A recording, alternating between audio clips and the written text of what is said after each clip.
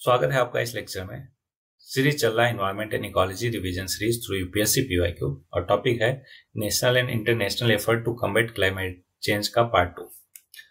इस particular lecture के लिए आपको मार्क करना है कॉपी में फ्रॉम 1 to 18 और ग्रेडेड सिस्टम का ध्यान रखना है। ये रहा पहला क्वेश्चन आपके सामने। बोला विच one of the following national park lies completely in the temperate alpine.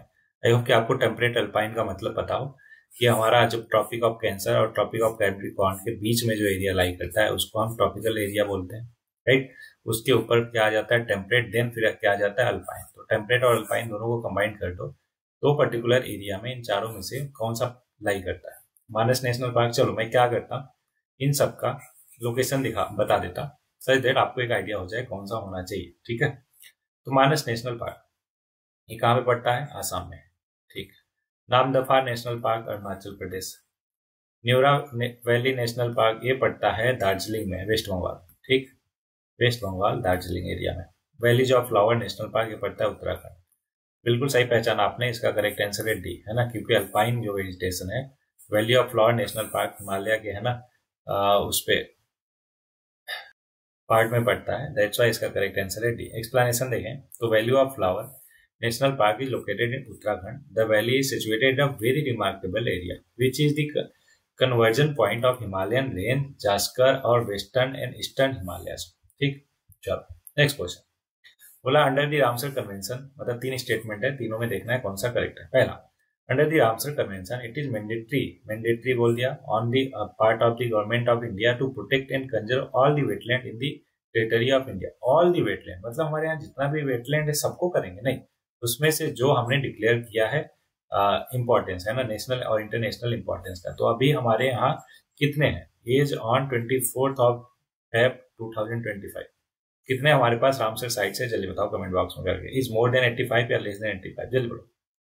अगला दूसरा है, मतलब पहला तो गलत हो गया। दूसरा statement, the wetlands conservation and management rule 2010 were framed by the government of India based on the recommendation of the Ramsar Convention, बिल्कुल गलत। तीसरा, द वेटलैंड इतना इतना also encompass the drainage area और catchment regions of the wetland is determined by the authority. ये बिल्कुल सही है कि कैचमेंट और ड्रेनेज एरिया को भी इंक्लूड करता है। तो तीसरा सही है, पहला दूसरा गलत, तो इसलिए आंसर हो गया सी। ओके, अब देख सकते हो इसका एक्सप्लेनेशन, ठीक है। सिंपल चीजें हैं जो हमने ऊपर डिस्कस किया भाई, इसलिए आप एक बार देख लेना। आगे बढ़ते हैं नेक्स्ट क्वेश्चन पे। बोला how is the national green tribunal different from the central pollution control board, ठीक है। 2 स्टेटमेंट है। पहला बोल रहा है कि the NGT has been established by a act whether the CPCB has been created by an executive order of the government, बिल्कुल गलत। क्यों? क्योंकि ये भी एक एक्ट के थ्रू ही क्रिएट किया गया। तो पहला स्टेटमेंट गलत हो गया। दूसरा, the NGT provides environmental justice and help reduce the burden of litigation in the higher courts where is CPCB promotes cleanliness of streams and wells and aim to improve the quality of air in the country. Okay, ये बिल्कुल सही बोल रहा। तो पहला गलत दूसरा सही, तो ऑप्शन हो गया बी। तो बी होना चाहिए, बिल्कुल सही, बी इसका आंसर। बोल रहा कि CPCB मतलब central pollution control board is a statutory organisation was constituted in September 1974 under the water prevention and control of pollution act. देखो ये भी एक एक्ट के ही थ्रू हुआ है। Is NGT, right. अब एनजीटी बोला हुआ set up in 2010 under the NGT act 2010 for the purpose of effective and expeditious disposal of cases relating to environmental protection. The tribunal shall not be bound by the procedure laid down under the code of civil procedure. ये क्या follow करता है? Principle of natural justice. Okay okay, आगे बढ़ते हैं, ठीक है। आप आगे पढ़ लेना। नेक्स्ट क्वेश्चन पे रहा हम। In which one of the following state is Pakhui wildlife sanctuary located. तो ये बहुत ही आसान है, पखुई कहाँ पे स्थित है ना, वाइल्ड लाइफ सेंचुरी। तो इसका करेक्ट आंसर है Arunachal Pradesh. Pakhui wildlife sanctuary Arunachal Pradesh में स्थित है। आप यहाँ पे देख सकते हो कि Pakhui wildlife sanctuary lie in the foothills of the eastern Himalaya in the east Kameng district of Arunachal Pradesh. It was declared a tiger reserve in 2002। It is bordered by the Kameng river और Pakke river. Next, with reference to the global alliance for climate smart agriculture. और याद करो ये कहाँ पे आया था, पिछला लेक्चर किया था ना, उसमें भी एक जगह ये आया था, global alliance for climate smart agriculture. Which one of the following statement is are correct? 3 statement है। पहला बोला is an outcome of the climate summit held in Paris 2015, पता नहीं। अगला, membership of GACSA does not create any binding obligation, ठीक है, ये तो हो सकता है।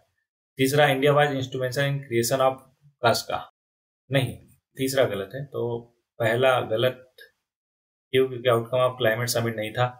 तीसरा गलत, दूसरा क्या हो गया, सही हो गया। तो आंसर क्या हो गया, 2 हो गया।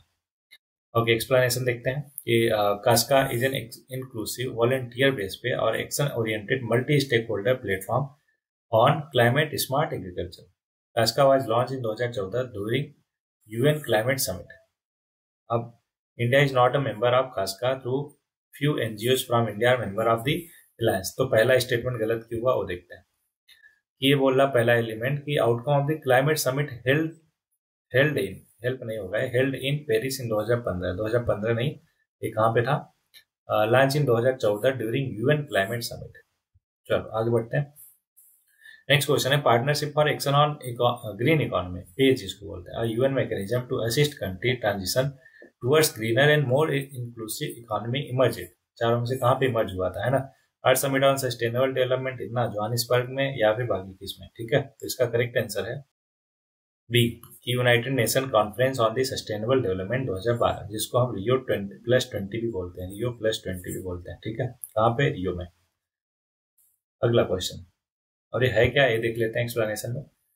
Page was launch in 2013 as a response to the call at united nation conference on sustainable development 2012, जिसको रियो +20 भी बोलते हैं, to support those country wishing to embark on a greener and more inclusive growth trajectories. PACE seeks to put sustainability at the heart of economic policy and practices to advance the 2030 agenda for sustainable development.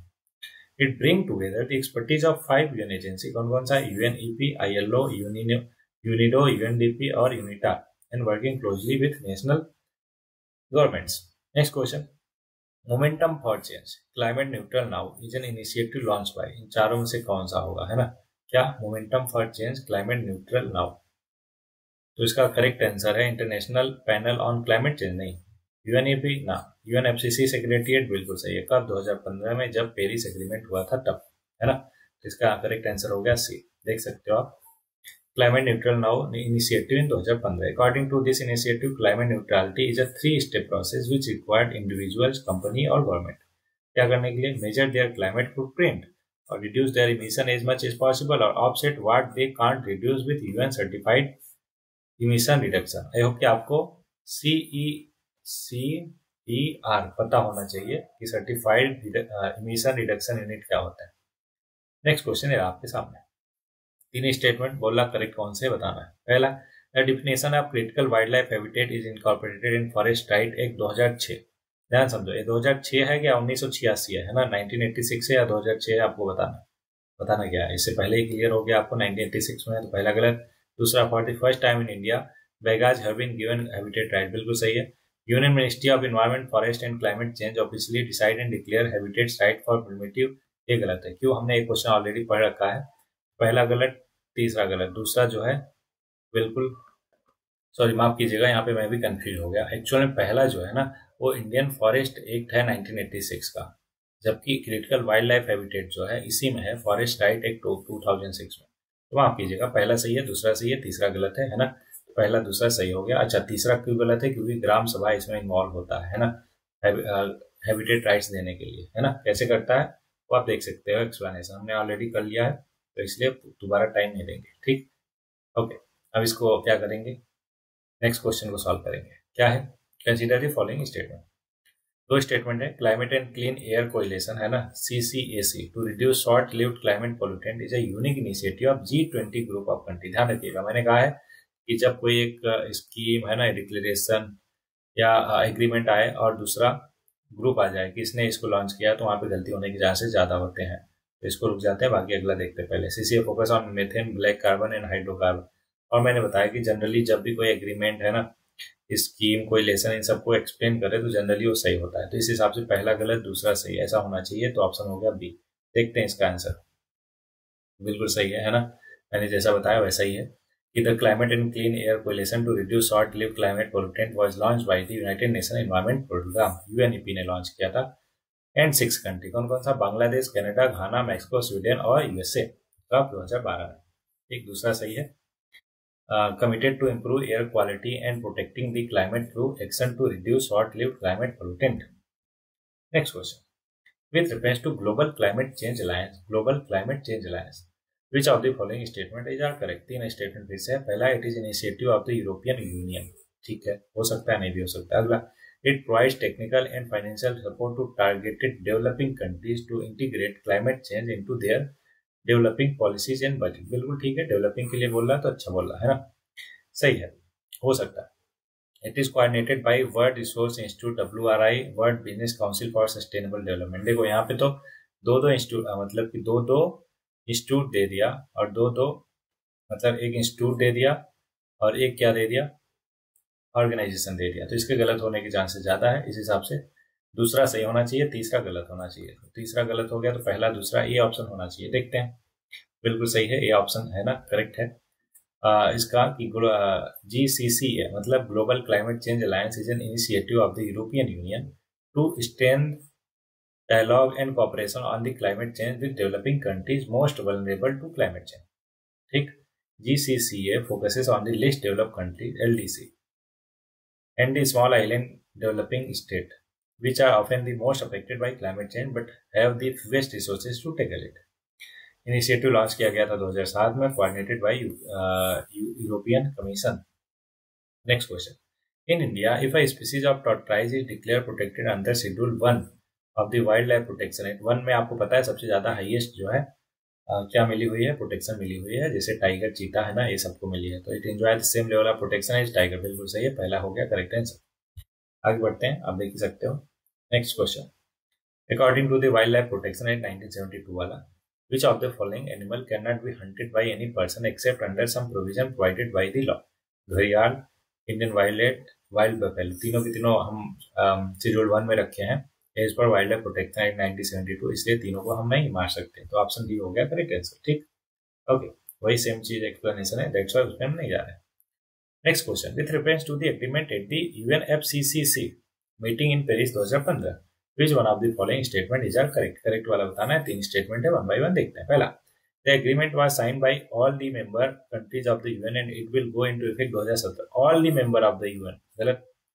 अगला, the agreement aim to limit the greenhouse gas emission so that the rise in average global temperature by the end of the century does not exceed 2 degree or even 1.5 above pre-industrial, ये बिल्कुल सही बोल रहा।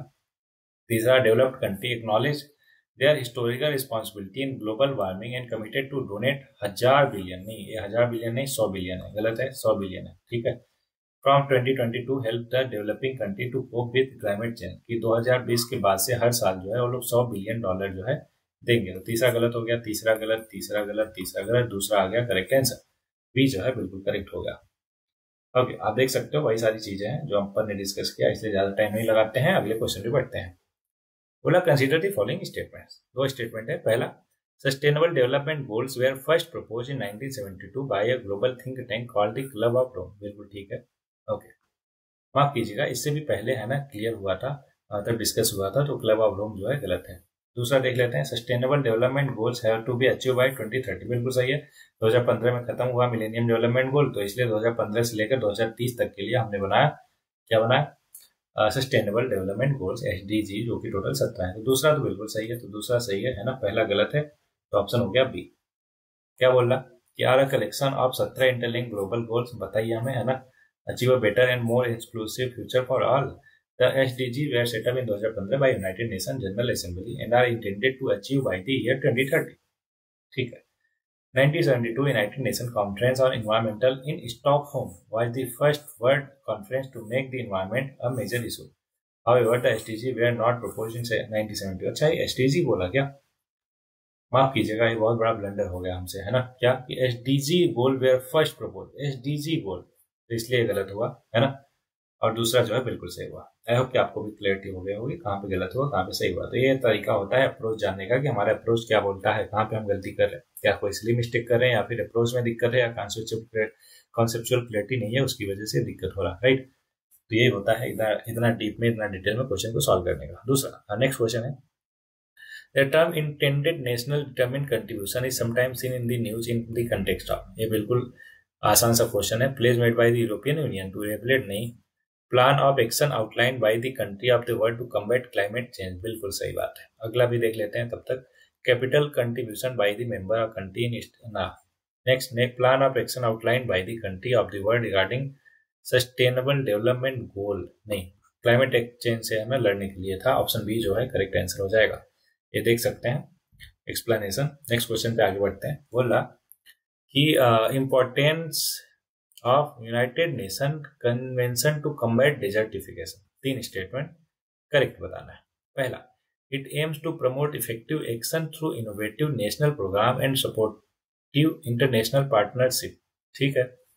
It has a special particular focus on South Asia and North Africa region, and its secretariat facilitate the allocation of major portion of finance resources to these region। ठीक है ना।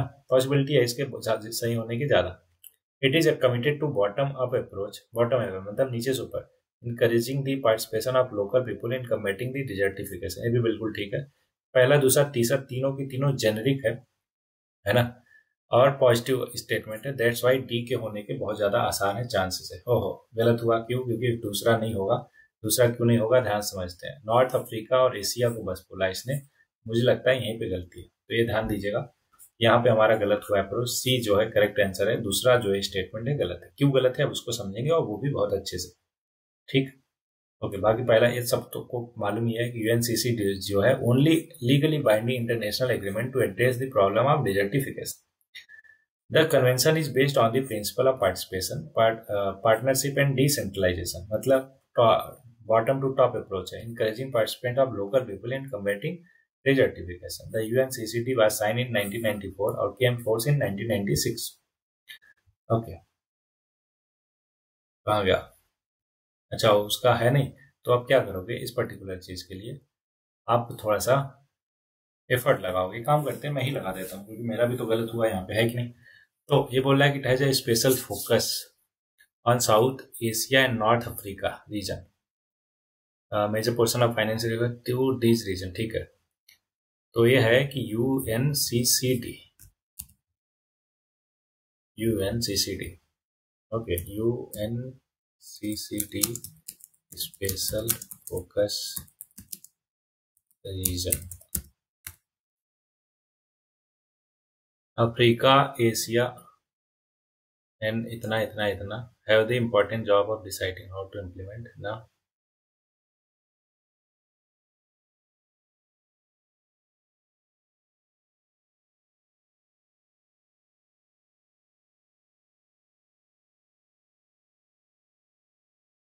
ये देख लेते हैं।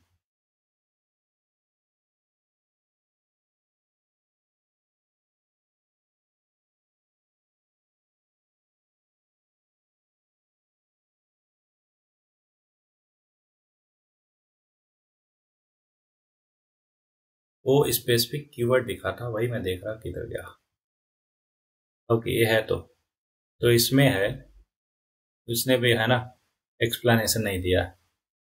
तो ये जो है साउथ एशिया और नॉर्थ अफ्रीका रीजन पे है ना, उसके अलावा कोई और भी रीजन होगा या फिर ये पर्टिकुलर स्टेटमेंट ही गलत होगा। एक बार आप क्या करोगे, इसको चेक करोगे, क्योंकि अभी मैं चेक करूंगा तो ज्यादा टाइम लग जाएगा। दैट्स वाई मैं आप पे छोड़ रहा कि आप इसको बढ़िया से चेक करोगे कि ये सेकंड स्टेटमेंट गलत क्यों है। तो देखो, यही होता है कॉन्सेप्चुअल क्लैरिटी, और इसको आपको करना ही करना है। ओके, चलो नेक्स्ट पॉइंट पे आगे बढ़ते हैं। बोला the FAO accord the status of globally importance agriculture heritage system GIAHS to traditional agriculture system। What is the overall goal of this initiative? 3 statement फिर से। पहला, to provide modern technology training in modern farming method and financial support to local communities of identified GIAHS so as to greatly enhance their agriculture productivity। ठीक है। अगला, to identify and safeguard eco friendly tradition farm practices and their associated landscape agriculture biodiversity and knowledge system of local communities. ठीक। The provide geographical indication status to all the variety of agriculture produce in such identified GIHS। ठीक है, मालूम नहीं, दूसरा तो सही लग रहा है ना। पहला और दूसरा होना चाहिए, ऑप्शन ही नहीं है। या तो तीनों होगा या तो केवल दूसरा होगा, या तो बी होगा या तो डी होगा। देख लेते हैं एक बार। या तो ठीक है, बी ही होगा। 50-50 पे अपन पहुंच गए थे। बोल रहा कि food and agriculture organisation of united nation मतलब FAO started an initiative in 2002 for conservation of globally important agriculture heritage system। जिसको GIAHS बोलते हैं, is a living, evolving system of human communities in an intricate relationship with their territory, culture or agricultural landscape or biophysical and wider social environment. Therefore, it is about traditional agricultural systems and not modern practices. Okay. It does not provide geographical indication status to the agriculture produced in GIA. I hope ये आपको clear हो गया होगा।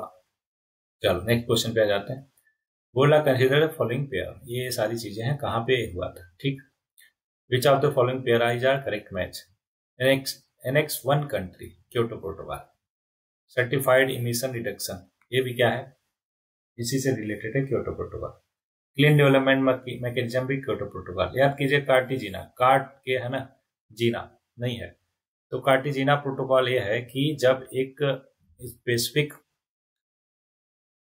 Species को एक country से दो, या फिर लिविंग एंड मॉडिफाइड ऑर्गेनिज्म के बारे में, लिविंग मॉडिफाइड ऑर्गेनिज्म के बारे में, LMO के बारे में कार्टिजीना प्रोटोकॉल है। नगोया प्रोटोकॉल की बात करें तो ये है एक्सेस टू जेनेटिक रिसोर्सेज के बारे में है। ओके, चलो आ जाते हैं इसके सॉल्यूशन पे। रहा आपके सामने कि Cartagena protocol and its Nagoya Kuala Lumpur amendment क्या क्या है। Cartagena Protocol on Biosafety is an additional agreement to the Convention on Biological Diversity. It aims to ensure the safe transport, handling, and use of living modified organisms. Living modified organism resulting from modern biotechnology that may have adverse effect on biodiversity, also taking into account risk to human health. Okay.